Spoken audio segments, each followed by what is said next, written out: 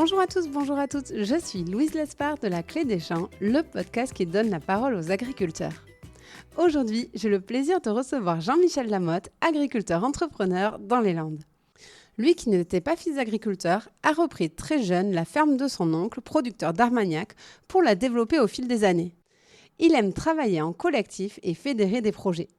C'est dans cet esprit qu'il a su embarquer des associés atypiques, un rugbyman professionnel et un torero, pour donner vie au domaine de Marquesto, où l'on produit des vins, de l'Armagnac, où on accueille aussi un restaurant et même un festival électro en plein cœur des vignes. Jean-Michel, c'est aussi un entrepreneur qui a toujours un coup d'avance. En 2015, il a lancé Votremachine.com, une plateforme pionnière de location de matériel agricole entre agriculteurs. Et plus récemment, il s'est fortement investi dans l'agrivoltaïsme avec le projet TerraRboots. Il s'agit d'une initiative collective d'envergure rassemblant 35 agriculteurs et plus de 1400 hectares. Bref, Jean-Michel est ce que j'aime appeler un entrepreneur du vivant. Dans cet épisode, il nous raconte son parcours, ses réussites comme ses échecs et surtout sa vision d'une agriculture tournée vers l'innovation, le collectif et la pérennité des territoires. Allez, je vous laisse en sa compagnie. Bonne écoute!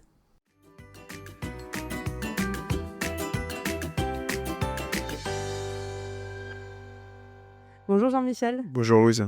merci beaucoup de m'accueillir au domaine de Marquesto. Pour démarrer, est-ce que tu pourrais te présenter et nous expliquer où c'est qu'on se trouve actuellement?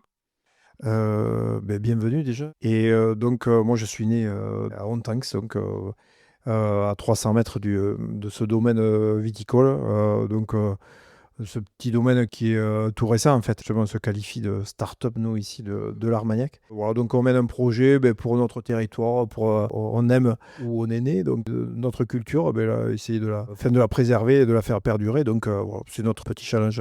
Alors, je dis nous parce qu'on est plusieurs associés. Je t'en parlerai peut-être. Oui, exactement. Et puis tu as le domaine de Marquesto où tu fais l'Armagnac, mais tu as plein d'autres choses aussi dont j'aimerais parler, on y reviendra. Mais avant, quel a été le déclic pour toi de devenir agriculteur? Alors moi, justement, j'étais pas fils d'agriculteur. Mes parents avaient une petite station-service où on a appris un peu le commerce, justement, à l'époque. Et du coup, moi, je venais tout le temps en vacances chez mon oncle, alors à 300 mètres, justement, de cette fameuse station-service. Mon oncle qui avait une petite exploitation, 10 hectares, et qui vendait vraiment tout un circuit court, donc quelques vaches, poulets, des canards, du foie gras et de l'armagnac. Donc moi, j'ai baigné là-dedans, on y mangeait très bien ici d'ailleurs, et donc la gastronomie, c'était important. Et je voulais être agriculteur, donc depuis tout gamin. Je te cache pas que j'ai pas foutu grand-chose à l'école, donc j'ai eu le bac pour ma mère, bac agricole, et puis je me suis lancé très vite à reprendre la petite ferme donc, de 10 hectares, et qu'on a développé après, que j'ai développé sur les 30 dernières années. Voilà. Et aujourd'hui, tu peux nous décrire toutes tes activités, parce que je crois que tu t'ennuies vraiment pas. Non, ouais, ça, on a du boulot, mais du boulot intéressant. C'est bien d'avoir des projets, on en a tous, je pense, et c'est important d'en avoir. C'est de les mener à bien aussi. Donc, en fait, la partie agricole, d'abord, j'ai développé cette partie agricole, souvent en association avec d'autres agriculteurs. Donc aujourd'hui, on cultive plus de 1500 hectares de production, donc diverses, mais diverses avec quand même une vraie spécialité. Donc, le maïs semence. Le maïs semence, avec deux clients, qui sont Bayer et Remington Seed. Ça plus sur le sable de Haute-Saône. Alors moi, c'était mon rêve aussi d'aller C'est vrai? Pourquoi? de ce territoire. Dès que j'ai eu mon permis de conduire, c'était de voir les fermes là-bas, assez importantes à l'époque et qui le sont toujours. Et surtout une autre façon de travailler. Et sur ce sable, où on peut faire plein de choses. Et voilà, donc j'ai repris le plus vite possible une exploitation. Donc c'était dans les années 2000. J'avais 30 ans, et petit à petit, on s'est développé surtout là-bas. Oui, parce que c'est un terroir très particulier où c'est à la fois sableux et à la fois dessous, il y a beaucoup d'eau puisque Napoléon avait planté les pins là-bas pour absorber les marécages. C'était une zone très marécageuse, donc finalement, c'est une zone qui s'y prête bien à l'agriculture. L'eau est très importante, ça c'est sûr, parce que c'est du sable. Surtout, on peut tout ce qu'on veut planifier facilement. Si demain on veut semer et qu'il est tombé 30 millimètres, on va semer. Bon, il ne faut pas faire n'importe quoi, mais enfin, voilà, on peut planifier plus facilement. Et surtout, c'est une autre agriculture, mais on peut faire de la très très belle agriculture. C'est ce qu'on fait, qu'on essaye de faire en tout cas. OK, donc tu as commencé par là? Voilà, donc la partie agricole, donc, alors d'abord on tanks, alors sur nos terres de sable fauve, donc euh, des vignes, commencer à travailler, à produire de l'armagnac. Pendant 10 ans, j'avais 5 hectares de vignes où je transformais tout en armagnac. Développer aussi la partie agricole ici. Avec d'autres agriculteurs, on a créé un silo, on commercialise nous-mêmes donc nos productions par ce silo, par le biais de ce silo, avec 5 autres.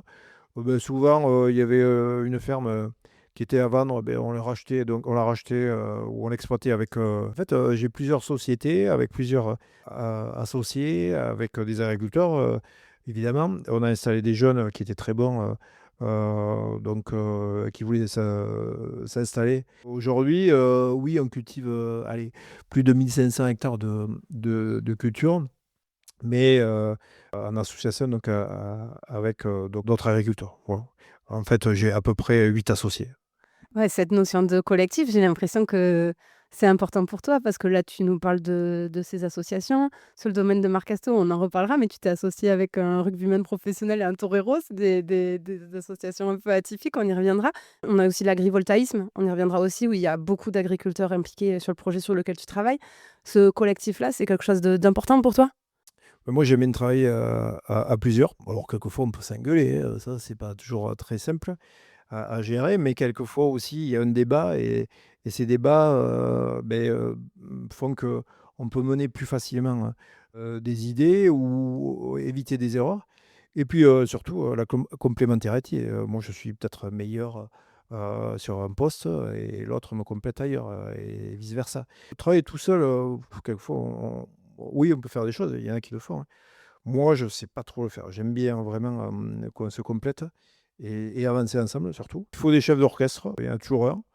Bon, peut-être que je le suis, mais j'aime pas prendre trop le lead.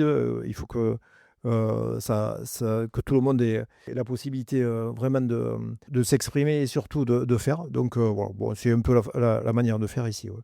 On m'a dit, dans l'oreillette avant de venir que Jean-Michel, il a toujours un coup d'avance, il a une vraie vision.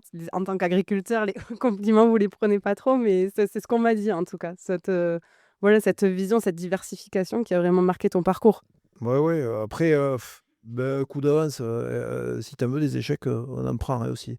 Et d'ailleurs, c'est par les échecs, on le dit, toujours, mais c'est par les échecs que tu te fais une vraie expérience. Ces échecs, quand tu les as, beh, à un moment donné, ça te rend humble, ça te fait remettre, enfin, tu te remets en question et cette remise en question, en fait, beh, justement, tu essayes d'analyser, un peu, les missiles qui peuvent t'arriver là, essayer de les éviter et d'avoir ce coup d'avance. Oui, il faut connaître un petit peu comment le consommateur va vouloir certains produits ou pas dans les années futures.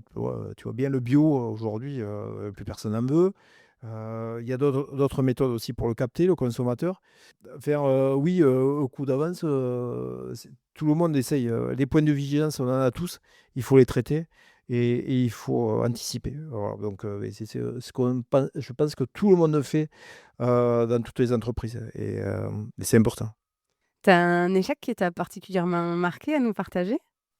Ouais, les échecs, ouais, techniques quelquefois, oui, tu vois, au domaine Marquesto, on a lancé des packaging, des bouteilles un peu vraiment, très marquetées et qui ont pas marché. Ça, on le vit tous, je pense, donc ouais, des erreurs à pas recommettre. Tu veux, on a un petit listing, hein. Et justement, sur le domaine de Marcasto, je crois que tu commences vraiment à le développer, à t'associer au début des années 2010, c'est ça? 2013? C'est que j'ai trouvé dans mes recherches. Voilà, dans l'histoire, en fait, donc moi, de 1993, quand je reprends la ferme ici de mon oncle, jusqu'à 2013, donc pendant 20 ans, je produis de l'armagnac avec 5 hectares de vignes. En gros, tu produis à peu près une quinzaine de tonneaux par an. Donc tu vois, au bout de 20 ans, ça te fait à peu près 250 fûts. Tu dis, bon, mais qu'est-ce que je fais au bout de 20 ans? Est-ce que je le vends à des courtiers ou est-ce qu'on crée une marque? Mais alors, produire, c'est très facile, hein. Vendre, c'est plus compliqué. Prendre un marché, tu sais, c'est des forces de vente, c'est du temps. Bon, ben, je dis, bon, ça serait bien quand même qu'on essaie de créer une aventure autour de ça. Donc Julien Tastet, Thomas Dufaux, qui étaient ben, à l'époque en pleine activité, les deux donc sur le plan sportif et tauromachique, et qui sont nés ici. Donc, je leur en parle et je leur dis: «Ça vous intéresse qu'on se fasse, se mène une aventure pour notre territoire et surtout pour l'Armagnac?» Parce qu'on adore l'Armagnac, désolé. Pendant, tu vois, tu me parlais d'échecs, mais de 2013, ouais, on crée jusqu'à, on va dire, 2019. Quand même, on a galéré commercialement. On a mis pourtant des moyens en place, mais prendre des marchés, l'Armagnac, n'était pas super connu. Voilà, avec des infrastructures qu'on n'avait pas. Et c'est pour ça que je te parlais de start-up de l'Armagnac, mais on y était à l'époque. Ah On oui, a bidouillé. on avait du stock, mais après, il fallait le commercialiser. Comment le commercialiser? Voilà, donc voilà, on a vécu, on va dire, 6 années, un petit peu de disette financière, mais ça fait du bien, hein. C'est ça qui rend humble, en fait, et c'est comme ça qu'on devient, on essaye de devenir bon après derrière. Et puis pour tes associés, vous êtes 4, hein, c'est ça? Parce qu'il y a aussi, Il y a Sébastien Sébastien Sarral, aussi. ouais, OK. Mm.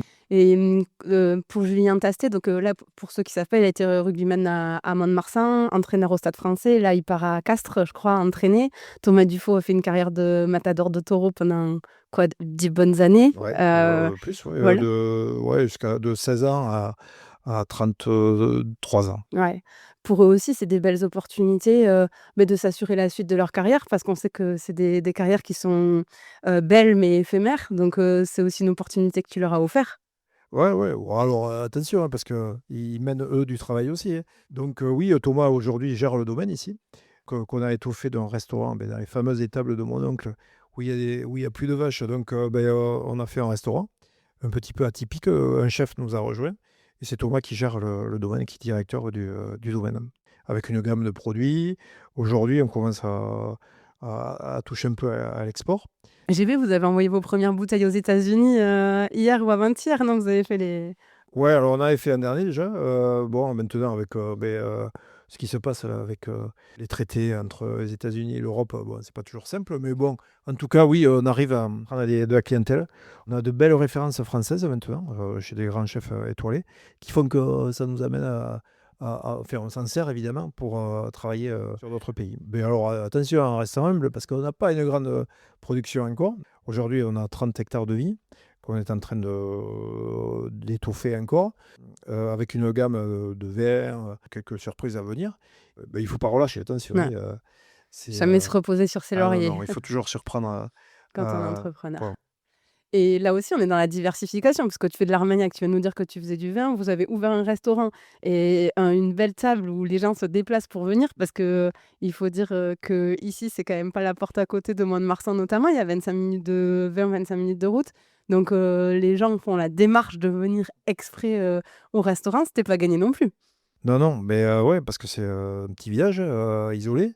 La restauration, c'est malheureux en France, mais il n'y en a plus beaucoup non plus. Ouais, on attire, et c'est important parce qu'on attire du monde, évidemment, sur le domaine, mais pas que pour nous, parce qu'il y a des gens finalement qui, quand vous avez un lieu de restauration, un bon, hein, lieu de restauration, où on cuisine quand même, finalement, on devient attractif. Alors, c'est bon pour nous, pour le domaine, mais finalement aussi, quelquefois, on a des gens qui restent quand même. Alors, quelquefois, ça peut être des séminaires, des entreprises qui vont dans les gîtes voisins, ou quelquefois c'est les producteurs eux-mêmes d'Armagnac qui gèrent ces gîtes. Donc voilà, c'est bon pour notre territoire à nous. Et quand on crée une dynamique d'investissement sur les territoires, les autres ont envie aussi d'y aller. On se tire vers le haut, et donc c'est ce qui s'enclenche un peu sur la zone Armagnac. Tout le monde y va de son événement. Plus on créera des événements sur cette zone-là, plus on sera attractif. Et là, je trouve que on le voit là, sur 2025, ça bouge un peu sur cette zone Armagnac où il ne se passait pas grand-chose en fait avant. À tel point que vous avez, organisé un festival, hein, la Vaccarosa, où je suis venue, où il y a combien vous avez eu de personnes? C'était énorme, hein? Ouais, alors on avait démarré l'an dernier, c'était pour les 1 an de l'étable justement du restaurant. Et donc on avait fait un midi, minuit avec des DJ. On a appelé cet événement Vaccarosa. Donc c'est Thomas qui gère plus cette organisation-là, avec tous les jeunes de l'équipe là, maintenant de Marquesto. Et donc cette année, on a triplé, donc on a été 1700, Ouais. un peu plus. Avec festival musique électro, c'est quand même, Enfin voilà, le contraste, puis c'était chouette parce que bon, je suis pas une grande fan de l'électro pour rien me cacher, mais c'est clair que de venir boire un verre avec les copains au milieu des vignes, ou avec de la musique en fond pour moi, parce que je suis pas une, grande, écouteuse Ouais, mais c'est d'électro. souvent du remix, tu Mais vois? ouais, Donc, ouais, ouais, carrément. Non, mais j'étais impressionnée de l'envergure de l'événement et de la qualité de l'organisation, aussi. ouais, Thomas est très bon pour ça et donc, ouais, ça a été, super bien mené. Par contre, alors on avait, quand même un atout ce jour-là, c'était le temps. Parce Oui. que quand il fait bon, tu sais, Oui, il y avait le tout se beau passe coucher de bien. soleil sur les vignes, On aurait j'avoue. pris un peu de haut, bon, c'était pas la même. Mais en tout cas, ouais, c'était un super événement, tout le monde a apprécié. Jeunes, moins jeunes, on a attiré, un peu tout le monde parce que justement avec, ces DJ en fait, tu vois, il y a quand même des remixes donc, tout le monde s'y retrouve, et surtout quand même, c'était quand même tu pas une goutte de Ricard ou d'autres Oui. produits. C'était, que les alcools évidemment que l'on produit ici sur le domaine et surtout de l'Armagnac. Donc les Armagnac, mis à toutes les sauces, c'est-à-dire un cocktail. Ça, c'est important pour nous en termes de communication. Donc l'année prochaine, évidemment, il va y en avoir d'autres. On veut encore doubler et surtout avec une grosse tête d'affiche. Alors, je ne peux pas te le dire maintenant parce qu'il ne nous a pas dit oui, mais vraiment un gros DJ connu en France et même au mondial. Et donc, on va voir comment on avance avec lui, mais en tout cas, c'est prévu d'aller de plus en plus haut. Mais en restant aussi quand même avec une taille limite où les gens passent un super moment aussi, Oui. parce que c'est pas la peine d'aller chercher, de mettre 15 000 personnes ici. Mmh. Et bah, c'est l'occasion, j'imagine, de vendre l'Armagnac, mais aussi de moderniser son image parce que j'ai déjà fait un épisode sur, l'Armagnac avec, Cyril, du domaine, ouais, Laballe. Ceux qui veulent écouter pour savoir la production de l'Armagnac et tout ça, qu'ils soient pas frustrés parce que je l'ai déjà traité dans cet épisode-là, ils peuvent l'écouter. Mais c'est vrai que c'est quand même un alcool qui a une image, plutôt vieillissante, et qu'il faut remoderniser. Ça participe à ça aussi? Ah ben c'est important. Ben, un gars comme Cyril Laudet, lui, c'est un vrai acteur aussi. Et je te parlais de se stimuler entre domaines, mais voilà, lui, il fait ça, nous, on essaie de faire ça. Enfin, c'est essayer de se monter tous vers le haut, se tirer vers le haut, de donner surtout une autre image à l'Armagnac. Lui, il a très bien fait. Nous, on essaie de le faire aussi. Il y a Darroze, il y en a plein d'acteurs. On n'est pas des concurrents, vraiment, on essaye de travailler pour notre territoire qu'on aime, hein, voilà, hein. Comme toi, Louise, tu es plus de la Chalosse, mais je suis sûr que un bon Chalossais ou une bonne Chalossaise, il ne faut pas te critiquer ta Chalosse. Mais bon. Et comme tu t'ennuyais toujours pas, en 2015, tu t'es carrément lancé dans la tech, je peux dire, et tu as lancé le site, votremachine.com. Ouais, mais en fait, moi, si tu veux, pour monter, quand je suis parti de 0 hectare de production, j'étais un peu connu pour ça. Bon, on avait créé une CUMA. Ici, dans mon entourage, mon voisinage, je louais mon matériel ou celui de la CUMA parce que j'estimais qu'il ne travaillait pas assez. Mais quelquefois, pour aller plus vite, je le louais aussi à d'autres agriculteurs. Ça veut dire que tu avais une fenêtre météo, il fallait aller vite. Tu peux me louer ton tracteur. Moi, j'étais un peu connu pour ça dans ce périmètre-là, à 20 km autour à la ronde. Quand on a vu apparaître donc, Airbnb, enfin, cette économie collaborative, Blablacar, avec mon frère qui est ingénieur informatique, par contre, pour le coup, lui a travaillé un peu mieux à l'école que moi. Du coup, je lui dis, ça serait bien qu'on mette en relation les agriculteurs, avoir un vrai outil de mise en relation. Donc en 2015, on le crée. On était deux à l'époque à le créer. Il y avait WeFarmUp aussi à l'époque. Après, tu sais, la maturité, quelquefois, quand tu arrives sur un marché où il n'y a pas de maturité, tout d'un coup, ça peut être casse-gueule. Et surtout, surtout dans le digital. Et dans le Donc, domaine agricole, parce et qu'on aime surtout le bien domaine voir que agricole. ça marche chez le voisin Voilà. avant d'y aller. Qu'est-ce que va dire mon voisin si je loue le tracteur? T'imagines? Moi, j'en ai strictement rien à foutre d'être propriétaire ou pas. En tout cas, il faut qu'on utilise les meilleures technologies possibles. Répondre à des marchés, quelquefois, ben, on nous demandait de semer de la betterave. Moi, je ne suis pas outillé pour semer de la betterave. Ben, je vais trouver le matériel et je vais prendre le marché. C'est d'aller chercher de la compétitivité, de la rentabilité. Moi, encore une fois, d'aligner les tracteurs sous les hangars, ça ne m'intéresse pas. C'est d'être rentable, de vivre correctement de mon métier et de pouvoir continuer à investir. Et maintenant, créer, on a des équipes aussi qui comptent sur nous. Moi, partant de là, de ce constat, le matériel, c'est une charge trop coûteuse pour les exploitations agricoles. Eh bien, essayons de les optimiser. Donc, avec des outils digitaux, ça avait du sens. J'ai fait entrer un nouvel actionnariat et du coup, on va vous présenter un outil avant la fin de l'année avec de l'IA, un super haute technologie sur le téléphone, hyper simple, fluide. Ouais, donc tu continues de le captif. développer parce que je suis allée sur le Ouais, site, il y a de l'inventaire, d'une part quand même, je regardais, j'ai fait le test, ouais, à on a 25 000 Pomarès ou à machines. Bardos, là où sont les exploitations de mes grands-parents, mais à chaque fois, il y a des machines à proximité, ce qui était un vrai enjeu et donc pour toi, là, tu veux pas t'arrêter là, c'est de continuer de Ah le bah, c'est trop facile d'arrêter les choses. à pas se De contenter du moyen. Non, non, à un moment donné, non, quand ça a du sens, les projets, il faut les mener et c'est dur, hein, quelquefois, hein, il faut être, faut avoir le cœur bien accroché. Aujourd'hui, plus qu'on le voit bien, heu, avec, ces bouleversements climatiques, hein, on les subit quand même. Il faut s'adapter sans cesse et s'adapter, ça veut dire garder aussi de l'agilité. Et financière, du coup, pas avoir des structures de coûts, Acheter un tracteur, ou tu de la robotique pour faire des machines, je sais pas, une bineuse, à caméra, ça tourne, 3 jours dans l'année. Je pense qu'il y a moyen quand même d'optimiser. Voilà, bah, c'est un peu l'objectif qu'on se fixe encore avec Automachine.com. Donc, avec plein de nouveautés, on va lancer des tests, là en septembre avec, pas mal d'agriculteurs et avec une annonce officielle, avant le salon de l'agriculture. Donc, avec je pense une belle appli qui va simplifier la vie, un peu aux agriculteurs. tu as 3 salariés sur votre machine, c'est ça? Un peu plus, on est 7, en tout, hein. Voilà. Ouais. Et j'ai le sentiment, que quand même il y a un vrai tournant là dans la mentalité des agriculteurs vis-à-vis du machinisme. De plus en plus, ils font le choix de pas acheter leur matériel en propre, soit de passer par une CUMA, soit de déléguer à un prestataire les entreprises de travaux agricoles. Tu le constates toi ça? Ah oui. Aujourd'hui, il y a 2 phénomènes. Il y a le phénomène, quand même, bon, des coûts. Ça sert à rien de s'endetter et le deuxième phénomène, c'est quand même que l'agriculture, enfin, la population agricole, les exploitants sont vieillissants, hein, donc au-delà de 55 ans, c'est dur d'aller se projeter et d'aller investir. Donc ce qui se passe quelquefois, c'est de déléguer à une entreprise de travaux agricoles, mais ça peut être son voisin aussi, qui cherche à optimiser sa machine ou sa main-d'œuvre. Et ça, encore une fois, nous, c'est ce qu'on veut gérer, enfin mettre en relation tous ces agriculteurs-là. Donc oui, on sent bien qu'aujourd'hui, ça change. Les modes de gestion d'une exploitation agricole changent. Et il faut évoluer. Il ne faut pas rester figé. Je veux mon tracteur. Je vois trop de jeunes agriculteurs.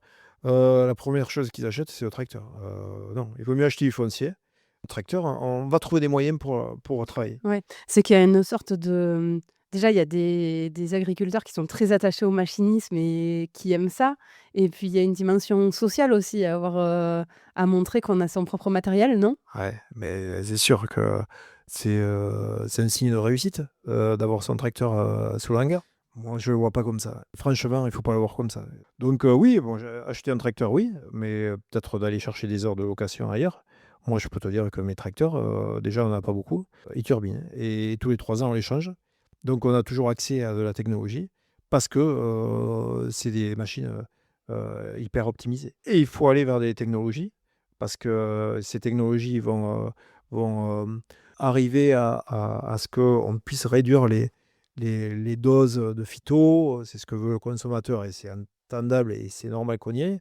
Mais il nous faut de la technologie. Et cette technologie coûte très cher. Donc, c'est pas avec une exploitation en moyenne en France, 70 hectares, qu'on va pouvoir aller investir dans des technologies. Donc, il faut y aller de manière groupée ou avec d'autres moyens. Donc, voilà. Donc, autremachine.com, encore une fois, c'est essayer d'amener un outil de gestion aux agriculteurs. Bon, si je récapitule, tu as démarré par, des grandes cultures et quelques hectares de vignes ici. Après, tu as développé Markesto. En parallèle, tu as lancé Machine.com et comme tu t'ennuyais toujours pas, tu as poursuivi une forme de diversification. Tu t'es beaucoup investi dans un projet, agrivoltaïsme, dont on a beaucoup parlé, dans les Landes en tout cas et en général dans le milieu de l'agrivoltaïsme, je pense, qui s'appelle Terre Roots.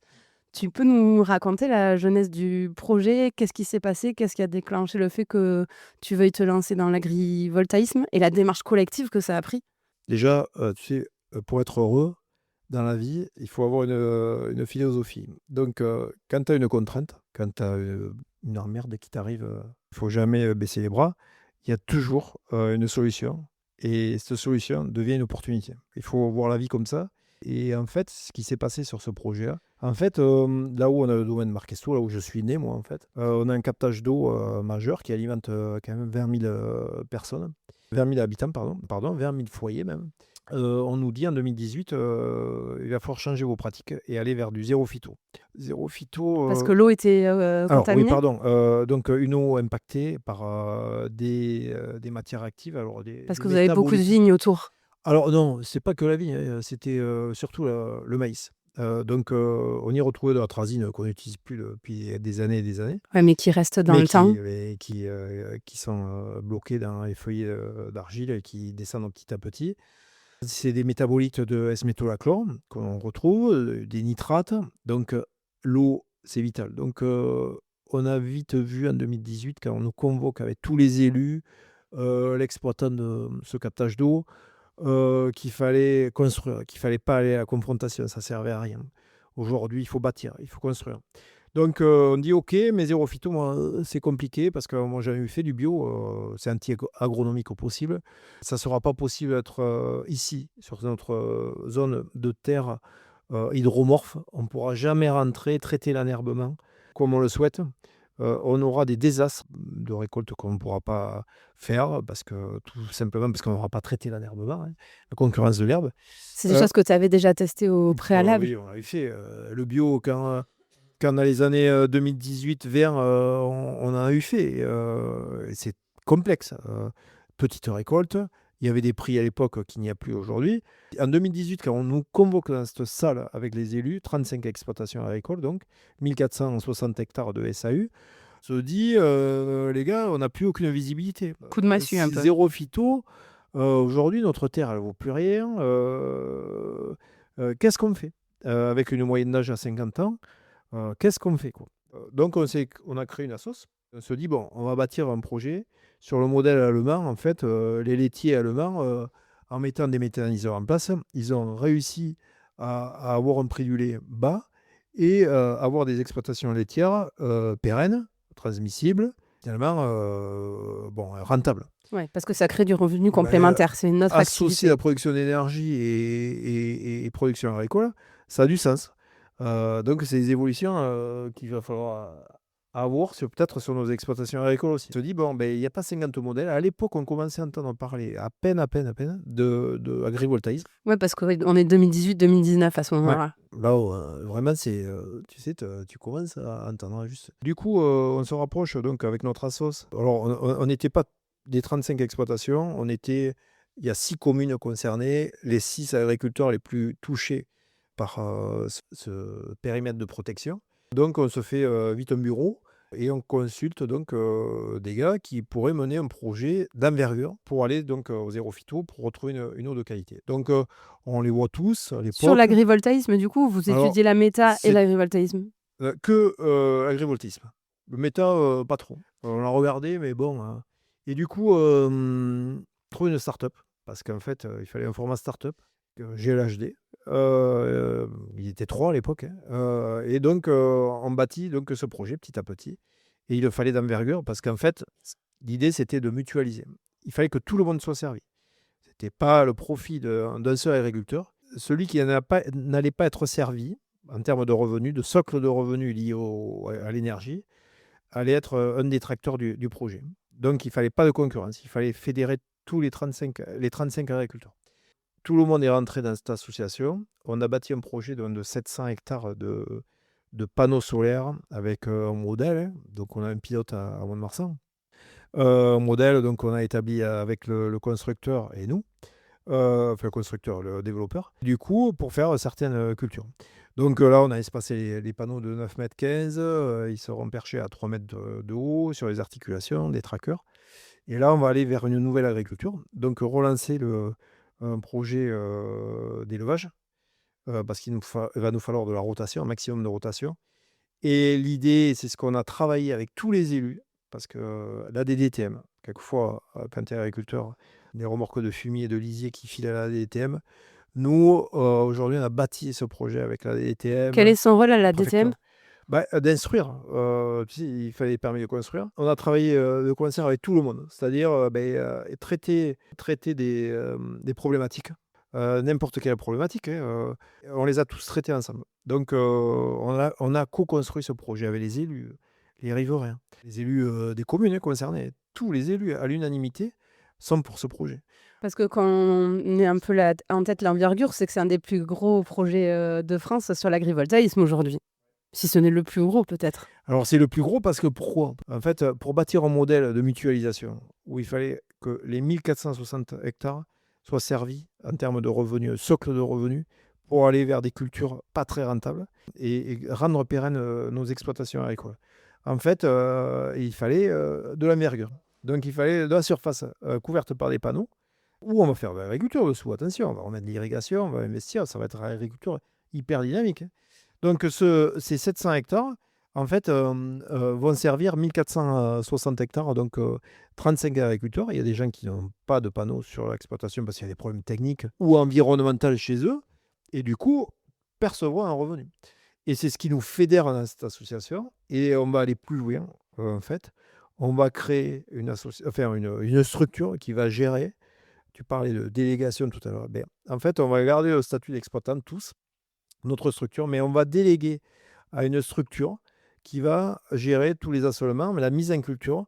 Tu vois, on mène des essais là, de robotique, encore une fois, pour optimiser toutes nos charges, que ce soit de main-d'œuvre, de matériel, d'aller sur des marchés parce qu'il nous faut des volumes, ben, c'est d'y aller groupé. Donc les 1400 hectares, on va bâtir donc un modèle, on est en train de le bâtir. Donc on va aller sur la production de petites graines qui va nous permettre en plus d'installer des apiculteurs parce que c'est des type chia, enfin, plein de cultures, caméline, lupin, enfin, plein de petites graines alimentaires donc pour les hommes, riches en oméga 3, oméga 6, des plantes mellifères, où on va essayer d'être acteur de la biodiversité aussi. Mais tout ça, on peut le faire grâce au socle de revenus du solaire. Voilà. Oui, Donc, parce que c'est beaucoup de tests, c'est tout nouveau tout ça, donc va falloir tester, voir ce que ça donne, si ça sort. alors on a un pilote de 1 hectare à Mont-de-Marsan qui marche bien, hein. Quand il fait 40 degrés, les plantes, tu sais, elles sont pas mal, hein, elles montent un peu aussi, hein.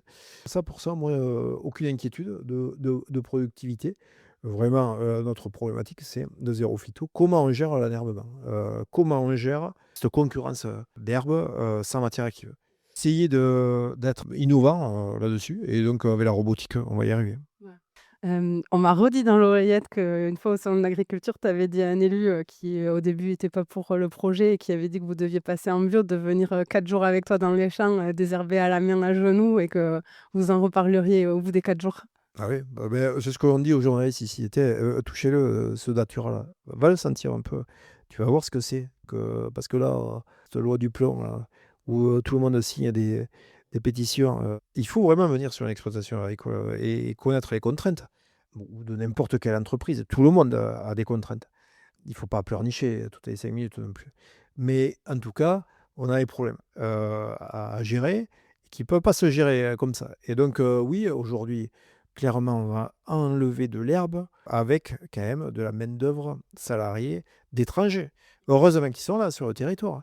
C'est eux qui font le job. Et arracher cette fameuse herbe datura qui est nocive pour les hommes, nocive même pour les vaches quand elles en ingèrent, ça pose des problèmes quand même.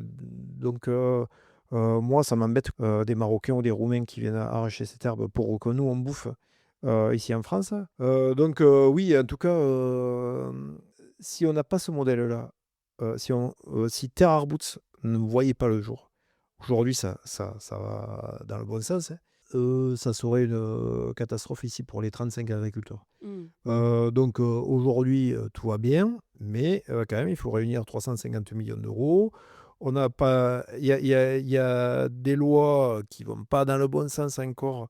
Oui, et qui sont euh, pas clairs aussi. J'ai qui sont l'impression qu'on pas fait 2 claires. pas en avant, un pas en arrière. Vous Où les avez une visibilité législative dans l'agrivoltaïsme qui est terrible pour le développement des projets quand même. où les politiques sont pas claires. En fait, moi, oui, c'est bien d'avoir quand même des opinions franches et claires. Des élus, enfin certains de haut rang les prennent pas et on n'avance plus en France. Et c'est bien dommage.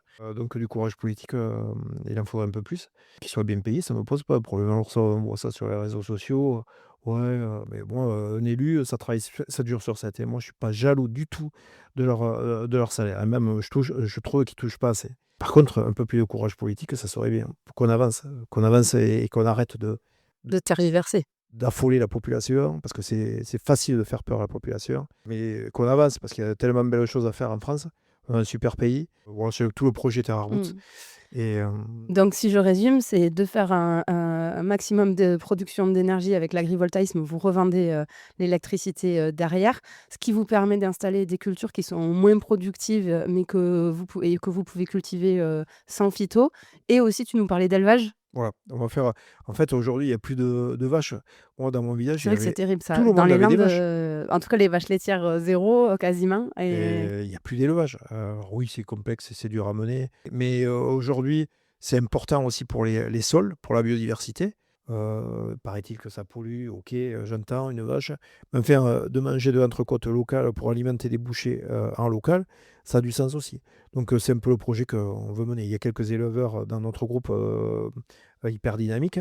Donc c'est ce qu'on va essayer d'étoffer et de manière encore une fois groupée, c'est-à-dire tout le monde va investir dans une structure qui va gérer donc un assolement commun et voilà, qui va nous faire gagner pas mal de temps et surtout de travailler en collectif, c'est pas mal aussi quand même. je crois qu'un projet agrivoltaïsme, en moyenne, c'est 7 ans pour qu'il voit le jour. Vous avez démarré en 2018. Tu penses qu'il va sortir quand, votre projet? Eh ben, là, alors, c'est EDF qui va le développer, donc via GLHD. Là, on a rendez-vous le 2 septembre avec eux. C'est quand même plus de 300 millions d'euros qui vont être injectés là, sur le territoire Qui ici. l'émet? C'est EDF, du coup? C'est EDF qui va investir, qui va exploiter après derrière. Nous, on reçoit un loyer donc, lié au chiffre d'affaires dégagé. Et encore une fois, je te le redis, ce loyer, on le mutualise donc, pour tous les agriculteurs, que tout le monde soit servi. Donc on espère que les premières pierres soient posées fin 26, début 27. Ok. Voilà. C'est C'est pas loin. ouais, quasiment 10 ans au final, Ouais. 10 ans pour que le projet voit le jour. J'ai eu le sentiment que c'était quand même un parcours du combattant. J'ai vu des articles au Sud-Ouest, il y a eu quelques remous. Des fois, le projet a été refusé, revalidé. Refusé, en fait, on n'a jamais trop de refus. Moi, je trouve qu'on a déroulé, mais déroulé au rythme de l'administration, au rythme de. Ça passe vite au final. Mais franchement, on ne s'est jamais exposé. Oui, il a fallu parlementer avec quelques associations. Oui, parce qu'il y a les sujets de l'environnement, il y a le sujet de paysager aussi, parce que c'est vrai que c'est pas très esthétique, ces panneaux. Oui, parce qu'on n'est pas habitué. Il faut rassurer tout le monde, en tout Oui, cas. voilà. Alors, on a planté 40 km de haies. Il va y avoir de l'agriculture dessous. On va mettre des vignes. Nous, ici, sur le domaine, on a le droit. Hein. Aujourd'hui, ces évolutions, en fait, ça a eu sens, encore une fois. Produire vert, vertueux en termes d'agriculture, garder quand même cette valeur nourricière de la terre, parce que c'est trop facile de déserter. Parce que là, le grand risque, quand même, si on ne faisait rien, c'était la désertification de cette zone, hein, où il y avait 35 exploitations agricoles hyper dynamiques. Hyper dynamique. Il y a la plus grosse CUMA des Landes, où les mecs sont habitués à travailler ensemble. C'est des managers, des profils managers, donc des gens qui s'adaptent à n'importe quelle problématique. Et bien ces gars-là, si on n'avait pas ce projet, on ne sait pas ce qu'on aurait fait. Mais 300 millions d'euros qui vont être investis sur ce territoire, nous on va investir aussi. Ça veut dire qu'on va être attractif aussi sur les zones artisanales. C'est ce que voient aussi les élus. C'est une demi-centrale nucléaire, l'équivalent d'une demi-centrale nucléaire. Donc, on délocalise de la production d'énergie, c'est de la souveraineté énergétique, souveraineté alimentaire. Enfin, on est sur tous les fronts. Donc, aujourd'hui, oui, on n'a pas eu d'opposition. Il a fallu expliquer, traiter des points. C'est ce qu'on a fait tous ensemble, encore une fois. Et ces projets-là, quand c'est de l'énergie, production d'énergie, production agricole, il faut toujours les mener en collectif. Parce que solo, il y a trop de gens qui viennent contre. Aujourd'hui, travailler avec eux, tout ce qui est assos environnementale, dur, hein, quelquefois radicalisé. Ils entendent, hein, donc eux aussi, il faut qu'ils construisent. Hein. C'est pas tout de ronchonner tout le temps. Hein. Oui, il faut que tout le monde ait une ouverture d'esprit à dialoguer. Bien sûr. Ça m'amène à la minute économie du podcast maintenant. Pour toi, la diversification, c'est indispensable pour la pérennité des exploitations aujourd'hui? Alors moi, je dis diversifier, c'est trop risqué en fait. Alors diversifier, tu me parles peut-être d'énergie, ça oui, Ouais, de tout ce production que tu d'énergie, vois, quand tu fais des mais grandes cultures, de la mais vigne, de l'armagnac. ouais, alors voilà, alors tu vas me dire, oui, j'allais te dire, alors nous ici, parce que on a plusieurs entités, mais c'est lié à une histoire, mais moi, ce que je dis sur une exploitation agricole, c'est bien d'être spécialisé quand même. Parce que quand tu es spécialisé, l'avantage, c'est que tu connais bien tes coûts, tu connais bien ta production, et tu peux mieux la gérer. Aujourd'hui, on te parle d'assolement et de rotation. Moi, je ne sais pas faire 3 cultures différentes sur mon exploitation. Il y en a toujours une qui flanche. Je pense qu'on est tous un peu pareils. C'est quand même confortable quand tu arrives à avoir, tu vois, une structure qui gère une spécialité. Alors, il y en a une ici, gère l'Armagnac, des vignes, donc on a cette spécialité. L'autre, c'est le maïs semence, ou le maïs en général. Dans la spécialité, moi, je gère plus comme ça. Tu parlais des rotations et cetera, pour la biodiversité, il faut y venir, mais effectivement, ça complexifie grandement votre travail parce que d'un point de vue agronomique, c'est plus la même histoire qu'il y a quelques années ou de l'époque de mon grand-père où on se posait moins de questions, quoi. Mais ouais. Donc, aujourd'hui, les coûts de revient sont tels que tu as pas le droit à l'erreur. Tu loupes une culture, bon, tu impactes quand même ton résultat et évidemment ton revenu. Donc, nous, l'idée, justement, sur le projet Terra Roots, c'est justement de déléguer avec un chef de culture et ça marche bien. Parce que moi, je l'ai sur la partie agricole que je gère, donc avec un chef de culture qui est associé, mais une ingénieure aussi. Et ça, il faudrait qu'on refasse ce modèle-là avec les 35 agriculteurs et donc qui vont gérer de la rotation.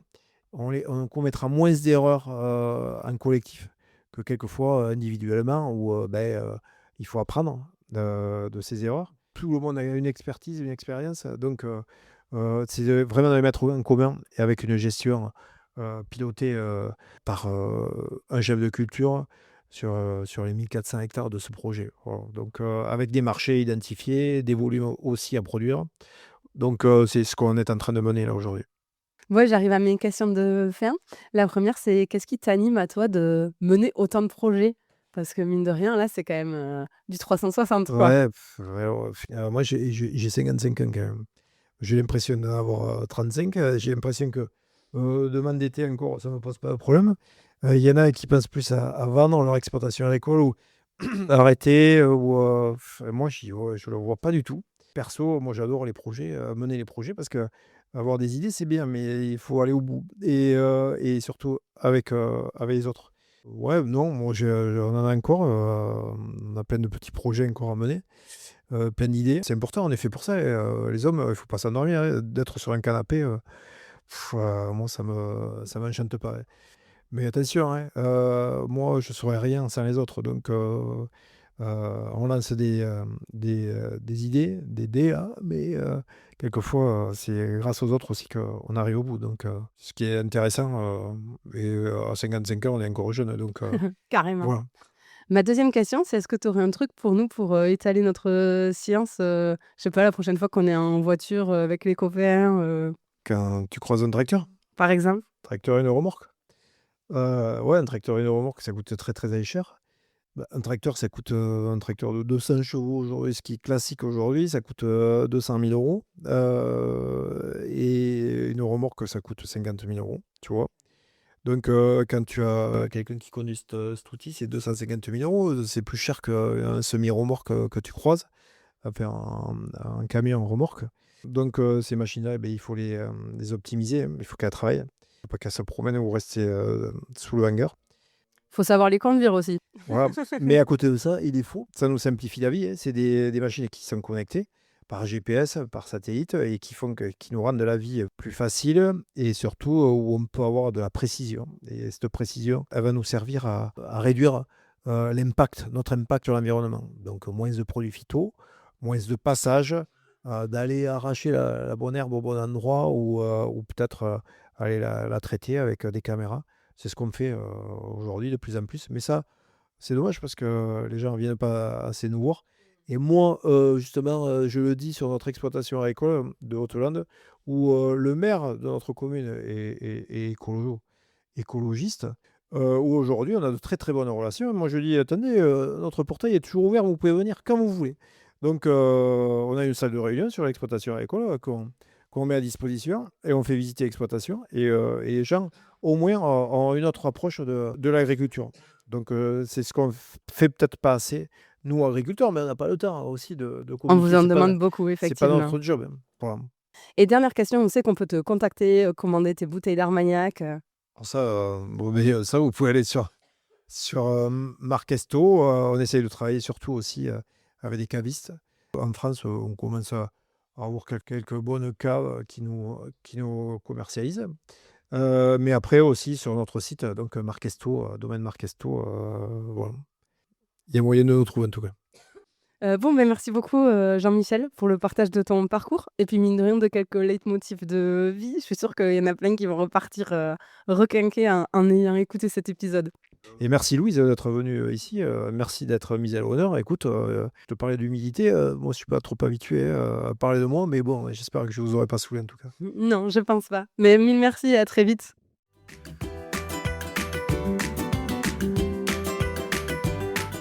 Et voilà, c'en est fini pour aujourd'hui. Vous souhaitez aller plus loin dans la découverte de l'agriculture ? Si vous travaillez au contact du monde agricole, sachez que la Clé des Champs propose des formations à l'agriculture. Elles sont adressées aux collaborateurs qui ont besoin de mieux comprendre le monde agricole pour mieux performer dans leur travail.